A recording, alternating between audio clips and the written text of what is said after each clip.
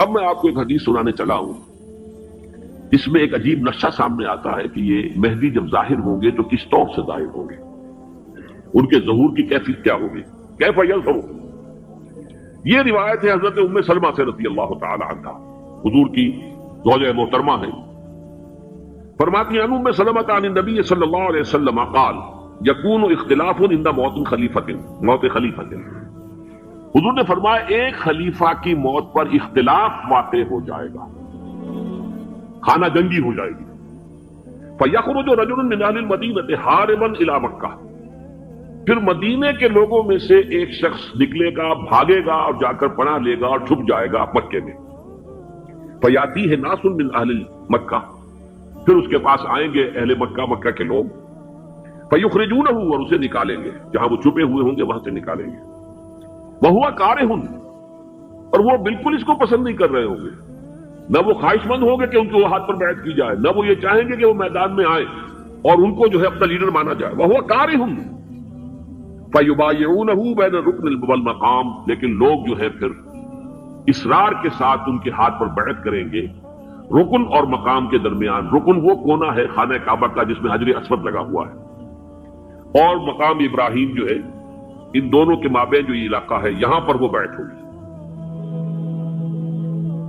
وَيُبْعَثُ إِلَيْهِ بَعْثٌ مِّنَ الشَّامِ، ان کے خلاف ایک لشکر بھیجا جائے گا شام سے۔ نہیں کہا جا سکتا کہ باسی حکومت اس وقت کی جو ہے اس کی طرف سے کوئی مسئلہ اس طرح کا اٹھ کھڑا ہو، اس لیے کہ ابھی تو بہرحال باسی حکومت وہاں ہے۔ فَيُخْسَفُ بِهِمْ بِالْبَيْضَاءِ بَيْنَ مَكَّةَ وَالْمَدِينَةِ، لیکن اللہ تعالیٰ اس لشکر کو مکے اور مدینے کے درمیان وادی بیضاء میں دھسا دے گا، زمین کے اندر پورے کے پورے لشکر کو۔ فَإِذَا رَأَى النَّاسُ ذَلِكَ، جب لوگ یہ دیکھیں گے اتنی بڑی نشانی ظاہر ہو گئی، أَتَاهُ أَبْدَالُ الشَّامِ وَعَصَائِبٌ من العراق فَيُبَايِعُونَهُ، اب شام سے سارے کے سارے جو اولیاء اللہ ہیں وہ بھی آئیں گے، اور عراق سے جوک در جوک لوگ آئیں گے اور ان سے بیعت کریں گے۔ وَيَعْمَلُ فِي النَّاسِ بِسُنَّةِ نَبِيِّهِمْ، پھر وہ عمل کریں گے لوگوں کے مابین، حکومت کریں گے اپنے نبی کی سنت کے مطابق۔ وَيُلْقِي الْإِسْلَامُ بِجَنَانِهِ، اور اسلام اپنی گردن زمین پر ٹکا دے گا۔ وَالْأَرْضَ فِي الْأَرْضِ، زمین میں۔ فَيَلْبَسُ 7 سنین، پھر وہ 70 برس تک حکمران رہیں گے، 7 برس تک حکمران رہیں گے۔ ثُمَّ يُتَوَفَّى، پھر ان کا انتقال ہوگا۔ وَيُصَلِّي عَلَيْهِ الْمُسْلِمُونَ، اور مسلمان ان پر نماز پڑھیں گے۔ یہ جو میں نے آپ کے سامنے نقشہ کھینچا ہے، اس سے اب میں ایک نتیجہ نکالتا ہوں، اسے بھی میرا گمان کہیے، اختلاف بھی کر سکتے ہیں آپ، اگر اس کو وزنی سمجھے تو قبول بھی کر سکتے ہیں۔ وہ یہ ہے کہ میرے نزدیک شاہ فہد کے انتقال پر لا محالہ یہ صورتحال پیدا ہو جائے۔ ولی عہد وہاں ہے عبداللہ بن عبدالعزیز، امریکہ کو وہ پسند نہیں کرتے اور امریکہ انہیں پسند نہیں کرتا، یہ بالکل تشتت بام ہے۔ امریکہ نے لازماً جس طریقے سے اپنے پنجے گاڑے ہیں سعودی عرب کے اندر، اپنا فوجی اڈا بنایا ہے، تو آسانی کے ساتھ وہاں سے اپنے پنجے ہٹانے کے لیے تیار نہیں۔ ایک حدیث میں آتا ہے قرن الشیطان، نجد سے شیطان کا سینگ برآمد ہوگا، وہ شیطان کا سینگ ہے، جو میزائل وہاں پر لگے ہوئے ہوں گے اس وقت، در حقیقت وہ سارے کے سارے جو ہیں وہ شیطان کے سینگ ہیں۔ بہرحال کوشش وہ کرے گا کہ جیسے کہ اس نے جارڈن میں کیا، کتنے عرصے سے وہاں شاہ حسین کا چھوٹا بھائی حسن جو ہے وہ ولی عہد تھا، عین وقت کے اوپر آ کر، اور پتہ نہیں کیسی کیسی دوائیاں دے کر اسے لے کر آئے ہیں شاہ حسین کو، مرتے ہوئے کو تھوڑی دیر زندہ رکھنے کے لیے، اور وہ تبدیلی کروا کر جو ہے واپس لے گئے۔ تو یہ معاملہ ہوا ہے، تبدیلی کروا دی، وہاں تو ہو گئی آرام سے، کوئی بات نہیں۔ بحرین میں بھی غالباً ایسا ہی معاملہ ہوا ہے، واللہ عالم، مجھے یاد پڑتا ہے کہ وہ چاہتے ہیں کہ ہمارا پسند کا آدمی آئے۔ اگر سعودی عرب میں یہ کام کیا گیا تو اس کا لازمی نتیجہ خانہ جنگی ہوگا، اس لیے کہ وہاں کی روایت یہ بڑی سخت ہے، بڑی پختہ ہے۔ پھر یہ کہ وہاں جو ہے امیر عبداللہ جو ہے، جو وہاں پر اگرچہ سپہ سالار وہ نہیں ہے، کمانڈر ان چیف وہ نہیں ہے، کمانڈر ان چیف تو کوئی اور ہے، لیکن الحرس الوطنی جو ہے، نیشنل گارڈز، بہت بڑی فورس ہے، وہ اصل بیڈوین فورس جو ہے صحرا کے لوگوں کی، عرب فورس، وہ در حقیقت الحرس الوطنی ہے، نیشنل گارڈ ہے، اور اس کا کمانڈر ان چیف یہ ہے امیر عبداللہ۔ تو لازماً یہ شکل جو ہے پوری ہو کر رہے گی۔ جیسے ہی یہ معاملہ ہوا شاہ فہد کے انتقال کا، تو یہ اختلاف ہوگا، خانہ جنگی ہوگی، پھر کوئی اللہ کا بندہ جو ہوگا، میرے نزدیک میں آج سے کوئی 6-7 سال پہلے سالانہ اجتماع تھا تنظیم اسلامی کا راولپنڈی میں. میں نے اس وقت وہاں کہا تھا, اس سے ذرا اخبارات میں بھی کچھ وہ کنٹروورسی آئی تھی کہ میرے نزدیک امام مہدی پیدا ہو چکے ہیں, ان کے ظہور کا وقت قریب ہے. اور اس کی تھوڑی سی بات میں مجھے معلوم ہوا کہ جین ڈکسن غالباً نام ہے امریکن اس کا, جس نے یہ پیشن کوئی خبر دی تھی کہ 1962 میں عالم عرب میں ایک بچہ پیدا ہوا ہے کہ جو وہاں کا نقشہ بدل کر رکھ دے گا. یہ جین ڈکسن کی غالباً پیشن گوئی ہے. بہرحال مجھے اس کی پیشن گوئی سے کوئی دلچسپی نہیں ہے. میں تو جو احوال دیکھ رہا ہوں, یعنی اسرائیل کا قائم ہو جانا اور اس کے بعد اب یروشلم کا مسلمانوں کے ہاتھوں سے نکل جانا, اور اب گویا کہ وہ الملحمۃ العظمیٰ جو ہے تلی کھڑی ہے, کسی بھی وقت جو ہے یہ جو ہے وہ لاوا پھٹ سکتا ہے, آتش فشاں پھٹ سکتا ہے. تو یہ تمام حالات ایسے ہیں کہ جن کی وجہ سے میں سمجھتا ہوں کہ ایک تو جو قرآن مجید کے اشارات میں نے آپ کو بتائے, 14 صدیاں 14 دن میں چاند کا پورا ہونا, والقمر اذا اتسق 14 دن میں 14ویں کا چاند. اسی طرح یہ 14 صدیوں کے بعد یہ صدی جو 15ویں صدی ہے, یہ در حقیقت ظہور امام مہدی کی صدی ہے. لیکن یہ کہ امام مہدی کی حکومت قائم کرنے کے لیے کون لوگ آئیں گے؟ عرب جو ہے وہ اندر سے کھوکھلے ہو چکے ہیں. عیاشی نے, دولت نے, پیسے نے, دولت, پیسہ, عیاشی, اس کی وجہ سے کھوکھلے ہو چکے ہیں. یہاں میں آپ کو 2 حدیثیں سنانا چاہتا ہوں. سنن ابن ماجہ کی روایت ہے حضرت ابو ہریرہ سے رضی اللہ تعالی عنہ, قال قال رسول اللہ صلی اللہ علیہ وسلم اذا وقعت الملاحم بعث اللہ بعثا من الموالی هم اکرم العرب فرسا واجودہ سلاحا یوید اللہ بہم الدین. رواہ ابن ماجہ عن ابی ہریرہ رضی اللہ تعالی عنہ.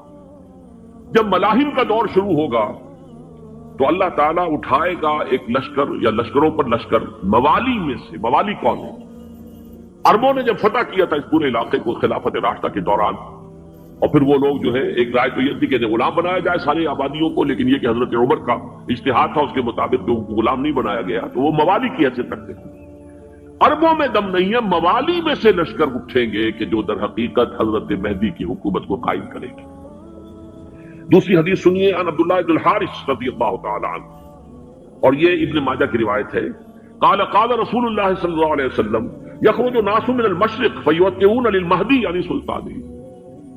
لشکر نکلیں گے, لوگ آئیں گے مشرق سے, اور وہ حضرت مہدی کی حکومت کو جمائیں گے اور قائم کریں گے.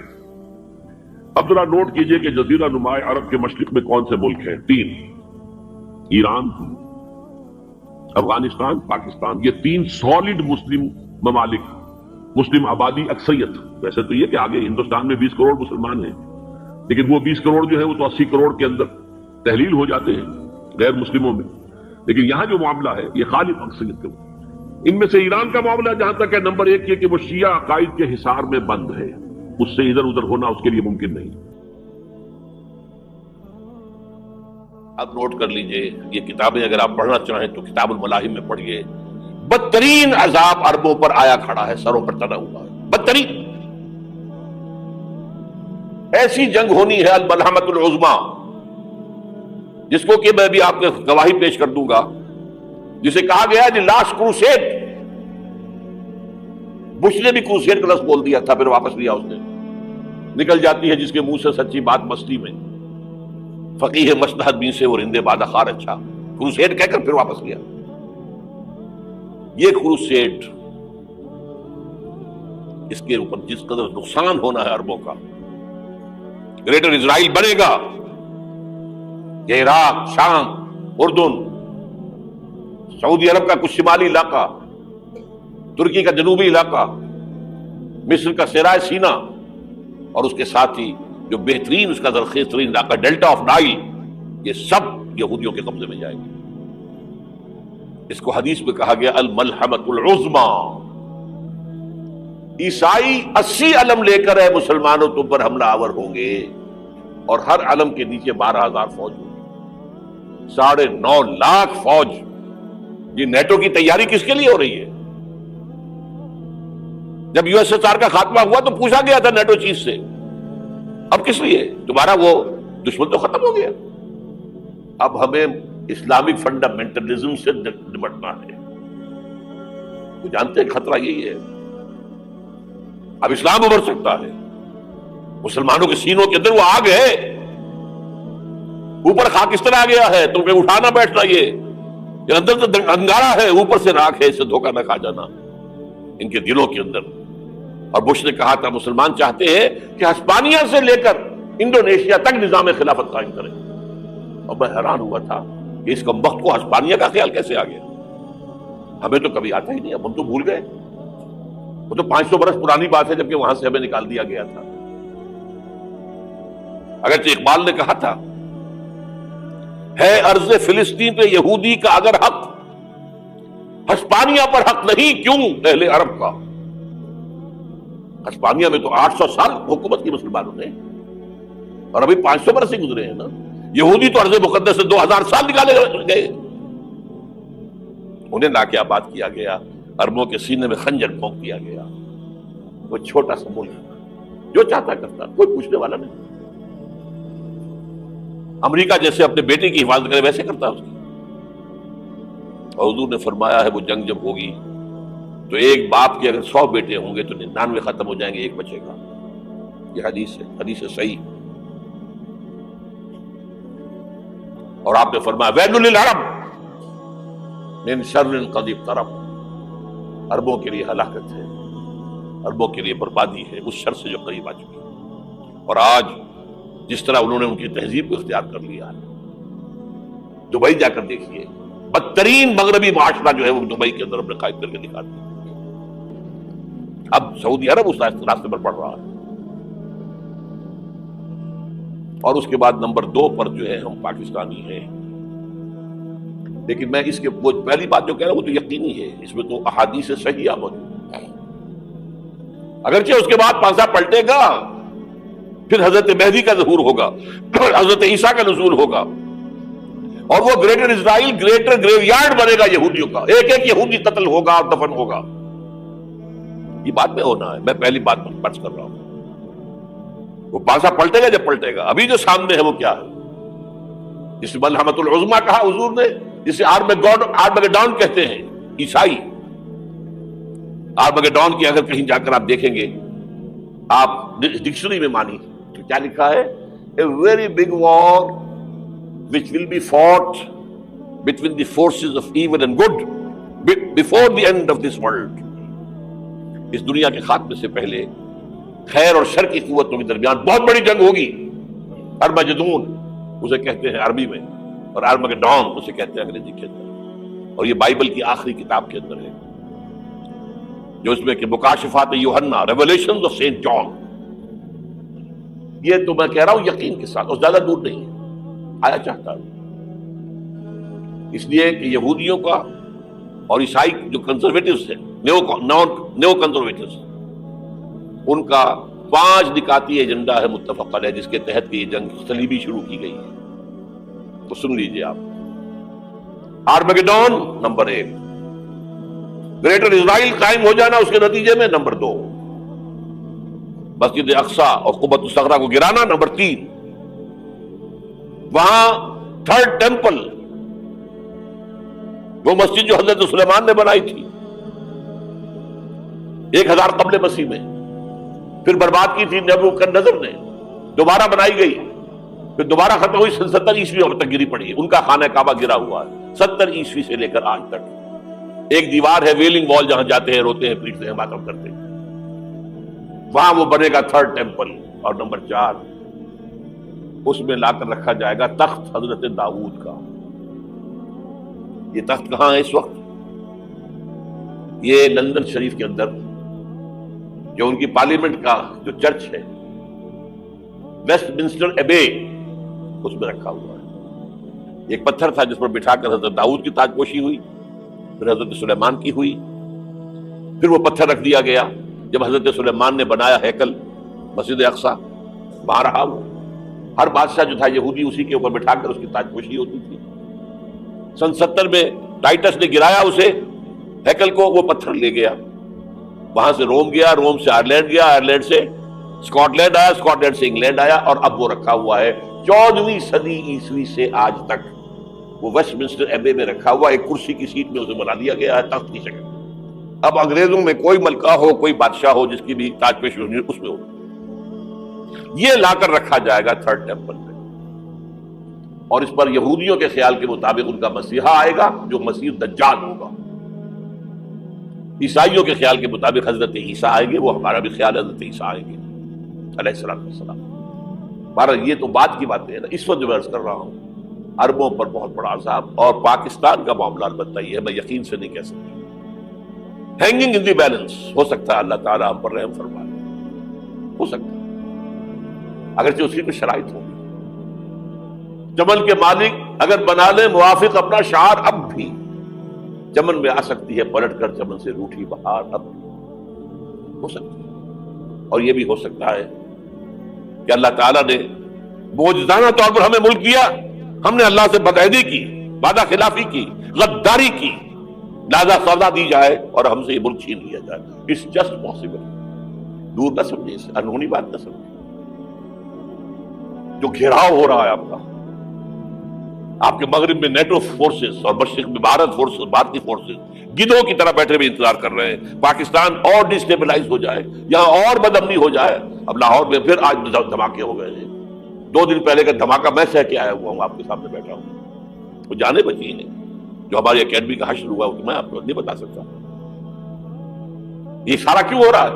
تاکہ یہاں بدامنی ہو جائے اور ہمیں جواز مل جائے، مغرب سے نیٹو فورسز داخل ہو جائیں، مشرق سے بھارتی فورسز آ جائیں اور ہمارے ایٹمی دانت توڑ کر اور پھر ہمیں بھارت کے سامنے ڈال دیا جائے۔ نو ڈو ایز یو لائک، یہ ان کا نقشہ ہے۔ ہوگا کیا وہ اللہ جانتا ہے، ہوگا وہ جو اللہ چاہے، لیکن اللہ کا چاہنا جو ہے وہ کس پر منحصر ہے؟ یہاں انقلاب برپا کرو، یہاں اسلام لاؤ۔ اگر دھندوں میں لگے رہو گے تو وہ خود بخود نہیں آ جائے گا انقلاب۔ صحابہ نے جانیں دی تھی، کتنی تکلیفیں اٹھائی تھی،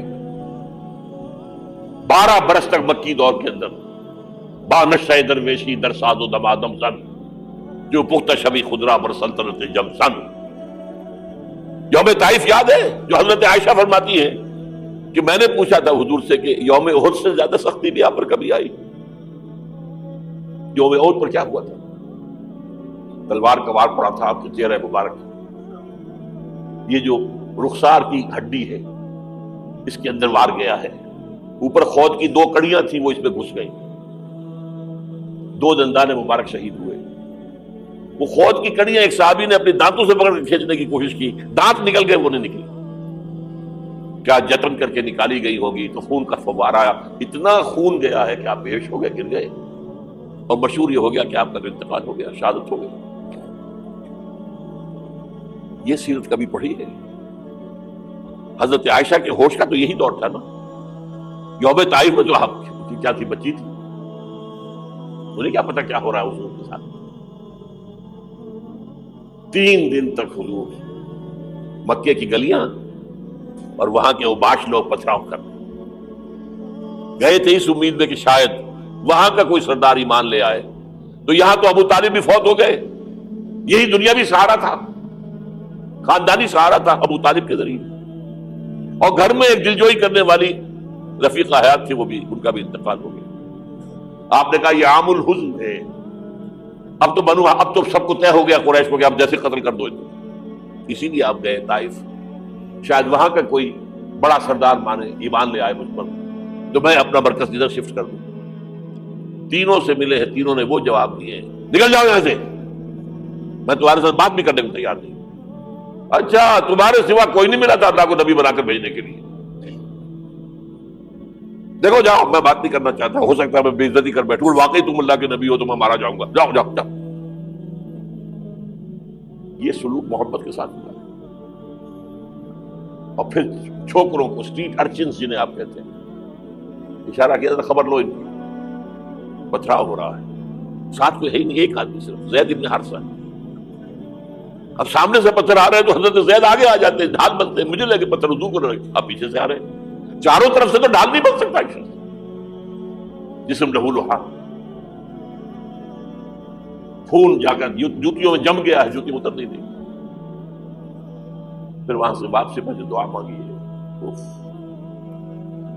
اللہم الیک اشکو ضعف قوتی وقلت حیلتی وہوانی علی الناس، اللہ تیری جناب میں فریاد لے کر آیا ہوں اپنی قوت کی کمی کا، اپنے وسائل کی کمی کا، اور جو ذلت و خواری ہو رہی ہے لوگوں کے سامنے، الا ملتقنونی، مجھے کس کے حوالے کر دیا، الا بعیدی یتجہمونی، یہ میرے اوپر ہجوم کر کے آ جائے، حملہ کرے، اور عدو من لگتا امرے، یہ دشمن کے حوالے میرا معاملہ کیا جو چاہے کرتے وہ۔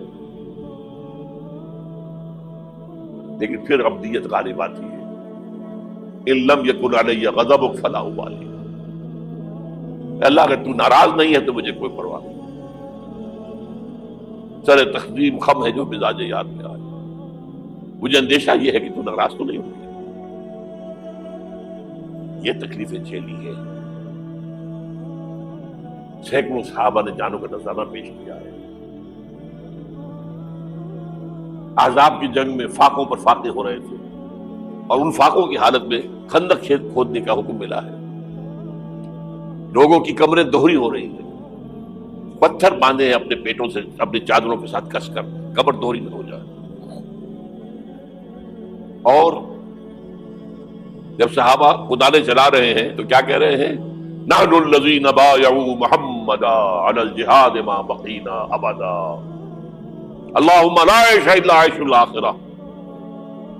صحابہ کہتے تھے ہم وہ لوگ ہیں جنہوں نے محمد سے بیعت کی ہے کہ جہاد کرتے رہیں گے جب تک جان میں جان نکل جائے تو بات اور، جان ہے، چاہے ابھی بھوک سے کمر دوڑی ہوئی جا رہی، جان تو ہے۔ اور ایک دفعہ کہتے تھے اللہم لا عیش الا عیش الاخرہ، اللہ عیش، زندگی تو آخرت کی زندگی ہے۔ اور حضور فرماتے تھے، حضور کے بیٹھے ہوئے نہیں تھے گاؤں تکیہ لگا کر، پتھر اٹھا اٹھا کر خندق میں چلے جا کے باہر پھینک رہے تھے۔ جب صحابہ کہتے ہیں اللہم لا عیش الا عیش الاخرہ، حضور فرما رہے ہیں فاغفر الانصار والمہاجرہ، اے اللہ ان انصار اور مہاجرین کی مغفرت فرما دو۔ پھر حضور کی خدمت میں کچھ لوگ آئے، حضور اب یہ فاقہ ناقابل برداشت ہو گیا، دیکھیے ہم نے یہ پتھر باندھے ہوئے اپنے پیٹوں کے ساتھ۔ حضور نے کرتا اٹھا کر دکھایا، وہاں 2 پتھر بندھے ہوئے۔ یہ ہے سیرت النبی۔ آپ کس چیز کو سیرت النبی سمجھتے ہیں؟ بہرحال اس موضوع پر میری ایک کتاب ہے منہج انقلاب نبوی، کہ انقلاب کیسے آیا تھا۔ اگر دل میں ذرا بھی آرزو پیدا ہو گئی ہو کہ اللہ قبول کر لے مجھے بھی، مجھے قبول کر لے اس کام کے لیے۔ اب 15ویں صدی میں ہم ہیں۔ اب ایک بات میں کہہ رہا ہوں اور وہ میری ذاتی رائے ہے، گمان، اندازہ، اس میں مجھ سے اختلاف کرنے کا ہر ایک کو حق ہے۔ میرے نزدیک 15ویں صدی ہجری اب مجدد کامل الامام المہدی سلسلہ تجدید خلافت کی آخری کڑی کے ظہور کا وقت ہے۔ اس میں مجھے ایک تو قرآن مجید سے اشارہ ملا ہے، اشارہ ہے، میں اسے تفسیر نہیں کہتا۔ میرے نزدیک قرآن مجید میں چند آیتیں سورہ مدثر کی اور چند آیتیں سورہ انشقاق کی بڑی عجیب ہے۔ سورہ مدثر کی آیات میں حضور کی آمد کا نقشہ کھینچا گیا ہے، کلا والقمر واللیل اذ ادبر والصبح اذا اسفر انہا لإحدی الکبر نذیرا للبشر لمن شاء منکم ان یتقدم او یتأخر۔ نہیں، قسم ہے چاند کی، کلا والقمر واللیل اذ ادبر، اور رات کی جبکہ وہ پیٹھ موڑ لے جانے لگے، اور صبح کی جبکہ وہ روشن ہو جائے۔ حضور سے پہلے 600 برس ایسے گزرے ہیں دنیا میں کہ نبوت کا سورج نہیں تھا، بس چاند جیسے مستعار روشنی چاند کی ہوتی ہے، تو سابقہ انبیاء کی مستعار روشنی تو کوئی دنیا میں تھی، دھندلی دھندلی جیسی چاند کی ہوتی ہے، لیکن وہ سورج نہیں تھا۔ لیکن اب وہ رات ختم ہو رہی ہے، وہ لیل اذ ادبر جا رہی ہے، محمد صلی اللہ علیہ وسلم کا سورج، یہ شمس نبوت و رسالت طلوع ہو گیا۔ والصبح اذا اسفر انہا لإحدی الکبر، بہت بڑی باتوں میں سے ایک بات ہے جو ہوئی ہے، وہ معمولی واقعہ نہیں ہے، احدی الکبر، یہ تاریخ انسانی کے عظیم ترین واقعات میں سے ہے بے شک محمدی، نذیرا للبشر، پوری نوع انسانی کے لیے نذیر بن کر آئے۔ یہ تو ہے حضور کا معاملہ، لیکن اب جو معاملہ ہونا ہے دوبارہ، اس لیے کہ خلافت علی منہاج النبوت دوبارہ اب قائم ہوگی انشاءاللہ، حضور کے بعد میں آپ کو بتا چکا ہوں، خلافت راشدہ ختم ہونے کے بعد سے زوال زوال زوال زوال زوال زوال زوال زوال زوال، تھوڑا سا 2.5 سال کا 2 سال کا وقفہ آیا ہے حضرت عمر بن عبدالعزیز کا، ورنہ زوال زوال زوال زوال زوال۔ اگرچہ اس زوال کو 1000 سال لگے ہیں، یہ عمارت جو محمد نے بنائی تھی ایک دن میں نہیں گر گئی صلی اللہ علیہ وسلم، کھنڈر بتا رہے ہیں عمارت عظیم تھی، 1000 سال کے بعد پھر یورپ کے سیلاب نے آ کر اس کو گرایا ہے اور ختم کیا ہے، ورنہ 1000 سال تک سطوت و شوکت کے ساتھ امت مسلمہ تو موجود رہی ہے، چاہے اسلام جو ہے وہ حکومت کی سطح پر موجود نہیں تھا۔ بہرحال اب جو اس کا دور آیا ہے دوبارہ خلافت اللہ منہاج النبوہ کا دور، اس کا نقشہ سورہ انشقاق میں کھینچا گیا ہے۔ فلا اقسم بالشفق، اب دیکھیے سورج غروب ہو گیا، حضور کی بعثت کے وقت وہ سورج رسالت طلوع ہوا تھا، اب وہ سورج غروب ہو چکا ہے۔ سورج کے غروب ہونے کے بعد صرف روشنی رہ جاتی ہے شفق کی، سرخ سی، بس وہی باقی رہ گئی، اور باقی کیا رہ گیا؟ بدا الاسلام غریبا ویسعود کما بدا فتوبى للغرباء فلا اقسم بالشفق واللیل وما وسق، رات کی سی تاریکی ہے اور جو کچھ اس نے اپنے اندر جمع کر لیا ہے، والقمر اذا اتسق، اور قسم ہے چاند کی جب کہ وہ بھر جائے، پورا بھرتا ہے کتنے دنوں میں؟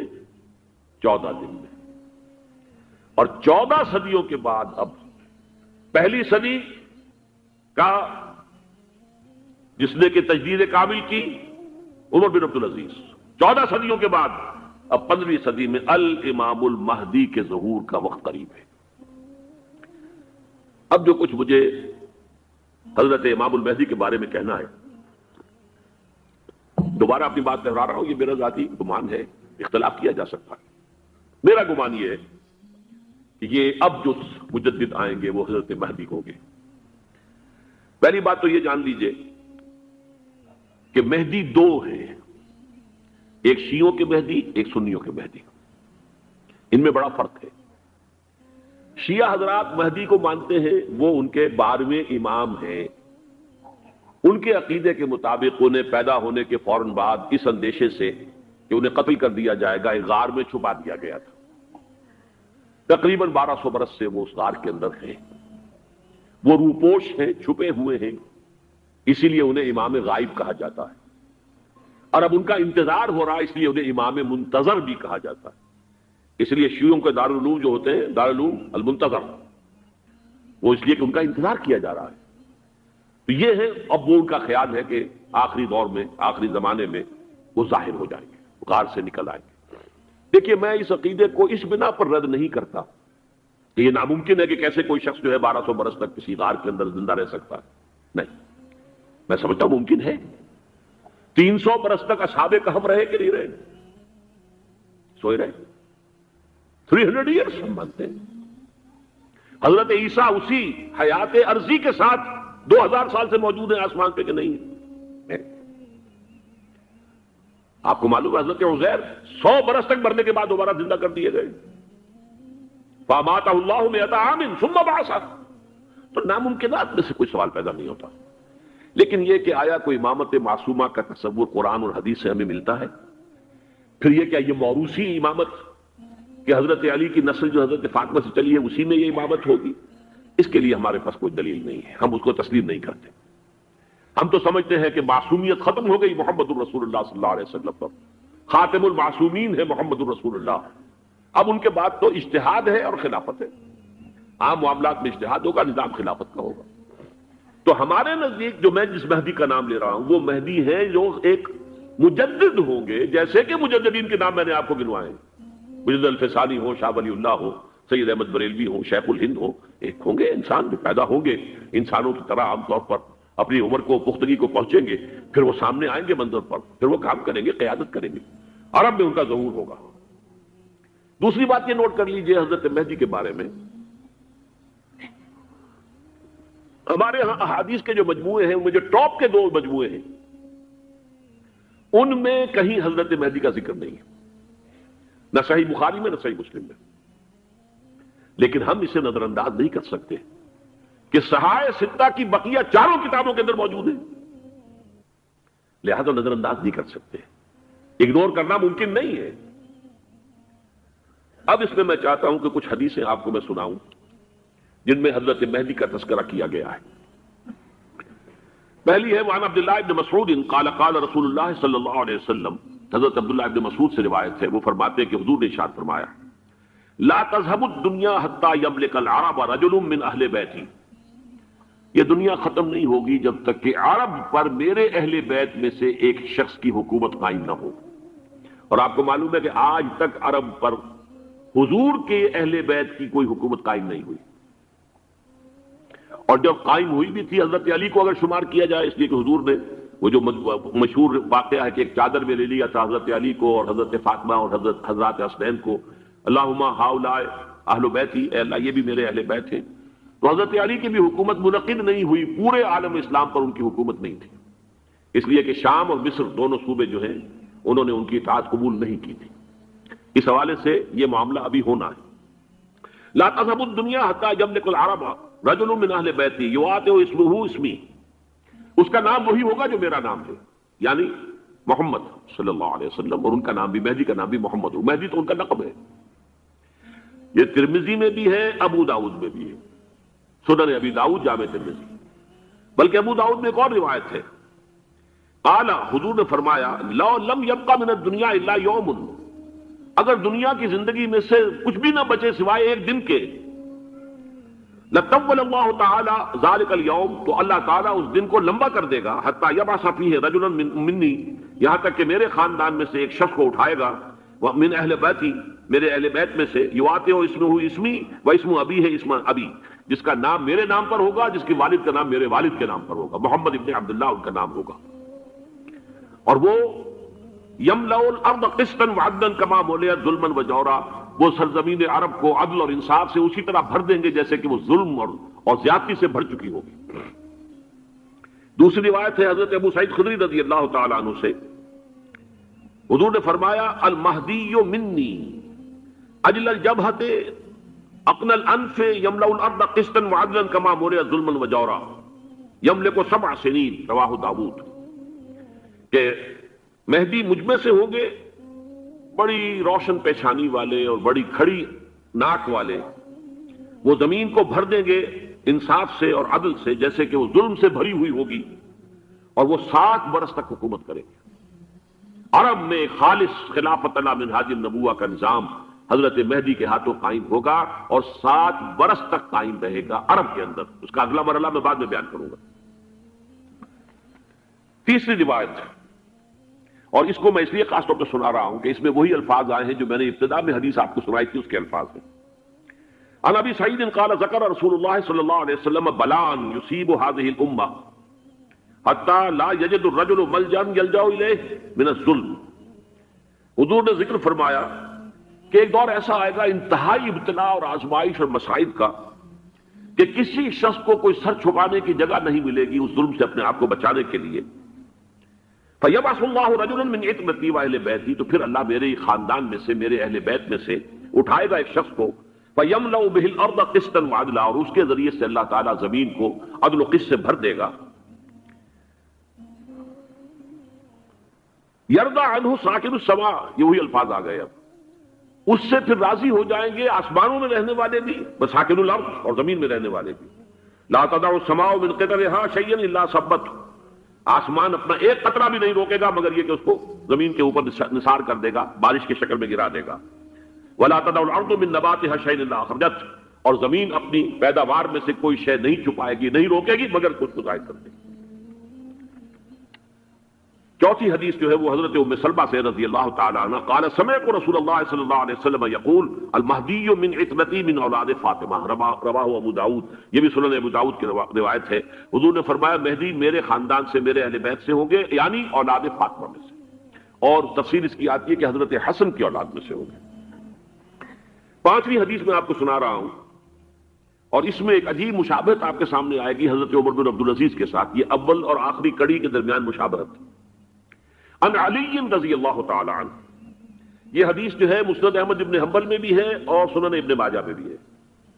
قال قال رسول اللہ صلی اللہ علیہ وسلم المہدی منا اہل البیت یصلح اللہ فی لیلۃ، مہدی ہم میں سے ہوں گے، ہمارے اہل بیت میں سے، اور اللہ ایک ہی رات میں ان کی اصلاح کر دے گا۔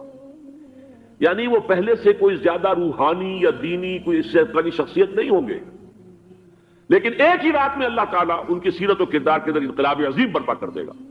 جیسے کہ میں نے عرض کیا تھا آپ سے کہ عمر بن عبدالعزیز کی زندگی میں انقلاب عظیم آیا ہے. خلافت کا بوجھ پڑتے ہی کہاں وہ خوش باش اور خوش لباس اور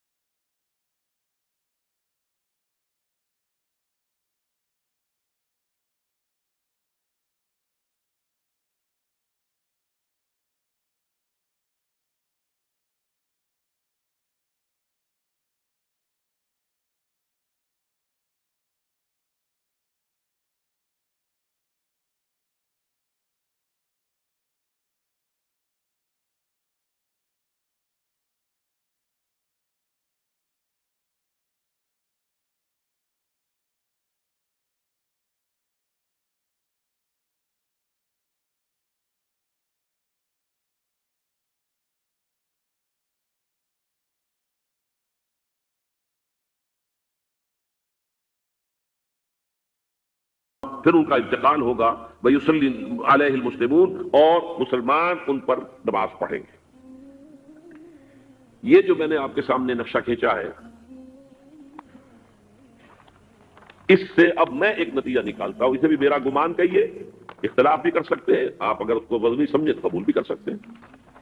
وہ یہ ہے کہ میرے نزدیک شاہ فہد کے انتقال پر لا محالہ یہ صورتحال پیدا ہو جائے. ولی عہد وہاں ہیں عبداللہ بن عبدالعزیز.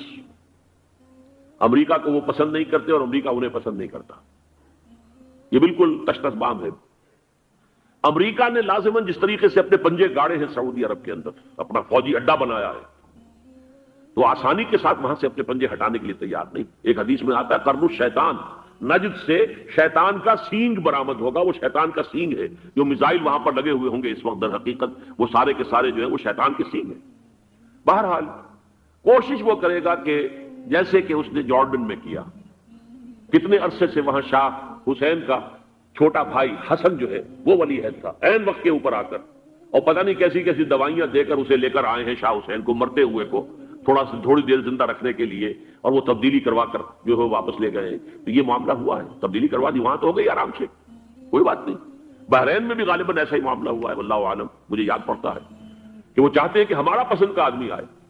اگر سعودی عرب میں یہ کام کیا گیا تو اس کا لازمی نتیجہ خانہ جنگی ہوگا، اس لیے کہ وہاں کی روایت کی بڑی سخت ہے، بڑی پختہ ہے. پھر یہ کہ وہاں جو ہے امیر عبداللہ جو ہے، جو وہاں پر اگرچہ سپہ سالار وہ نہیں ہے، کمانڈر ان چیف وہ نہیں ہے، کمانڈر ان چیف تو کوئی اور ہے، لیکن الحرس الوطنی جو ہے نیشنل گارڈ بہت بڑی فورس ہے. وہ اصل بیڈوین فورس جو ہے صحرا کے لوگوں کی، عرب فورس، وہ در حقیقت الحرس الوطنی ہے، نیشنل گارڈ ہے، اور اس کا کمانڈر ان چیف یہ ہے امیر عبداللہ. تو لازماً یہ شکل جو ہے پوری ہو کر رہے گی. جیسے ہی یہ معاملہ ہوا شاہ فہد کے انتقال کا، تو یہ اختلاف ہوگا، خانہ جنگی ہوگی. پھر کوئی اللہ کا بندہ جو ہوگا، میرے نزدیک، میں آج سے کوئی 6-7 سال پہلے سالانہ اجتماع تھا تنظیم اسلامی کا راولپنڈی میں، میں نے اس وقت وہاں کہا تھا، اس سے ذرا اخبارات میں بھی کچھ وہ کنٹروورسی آئی تھی کہ میرے نزدیک امام مہدی پیدا ہو چکے ہیں، ان کے ظہور کا وقت قریب ہے. اور اس کی تھوڑی سی بات میں مجھے معلوم ہوا کہ جین ڈکسن غالباً نام ہے امریکن اس کا، جس نے یہ پیشن کوئی خبر دی تھی کہ 1962 میں عالم عرب میں ایک بچہ پیدا ہوا ہے کہ جو وہاں کا نقشہ بدل کر رکھ دے گا.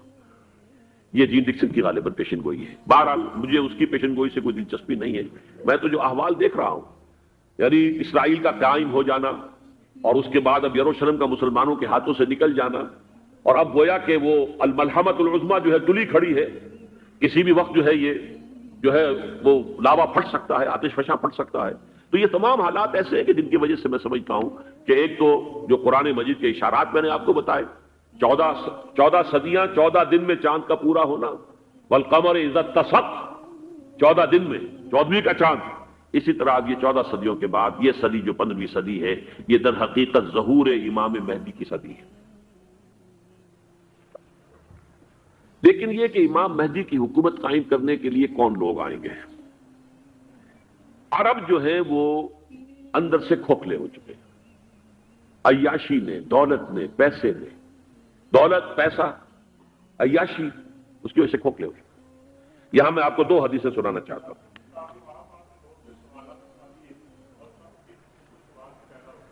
بہت سے ہو گئے، آپ اطمینان سے تشریف رکھیے.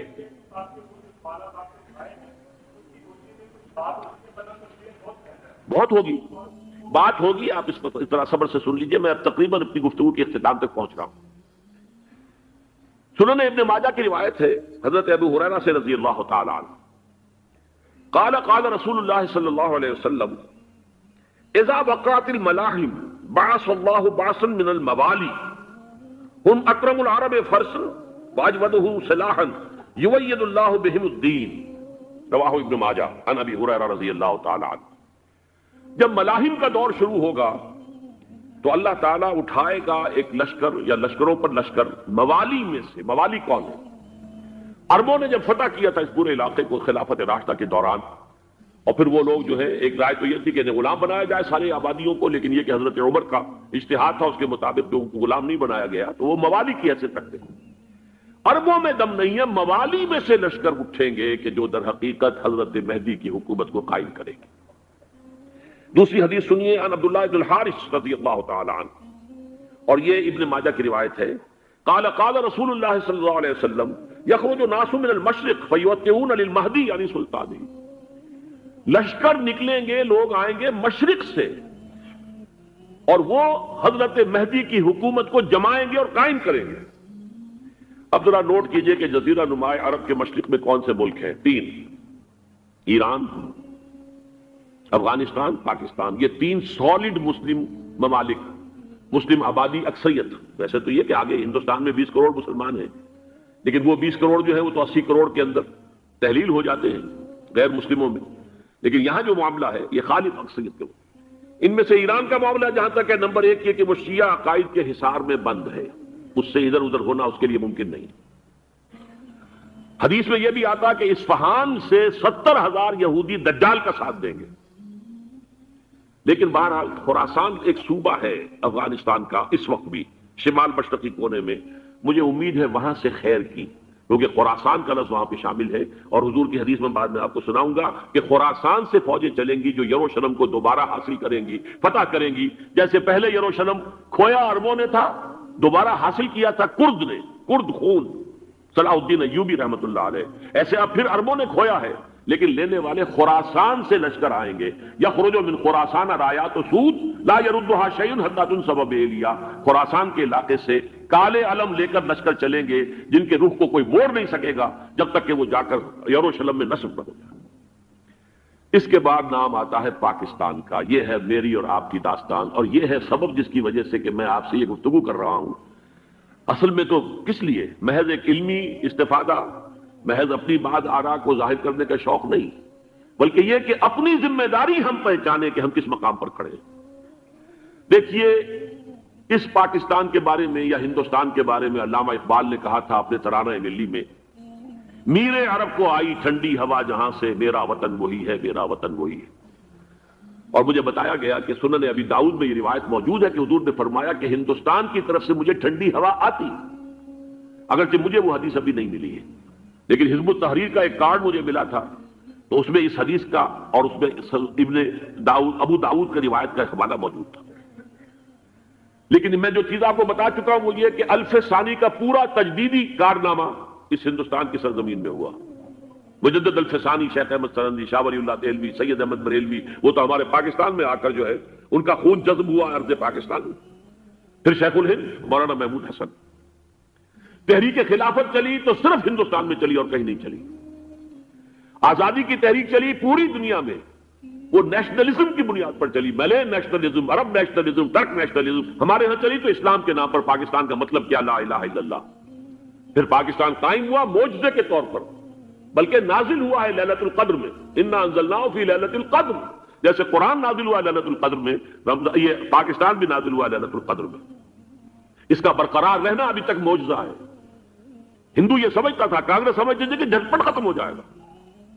پھر یہ کہ اس کا قرارداد مقاصد کا پاس ہو جانا، مزید بھی اور اضافی دفعات دستور میں آ جانا، اب کمرشل انٹرسٹ کو ربا قرار دے کر حرام قرار دینا، یہ سارے لینڈ مارکس ہیں کہ جو اشارہ کر رہے ہیں کسی چیز کی طرف، معاملہ کدھر جا رہا ہے۔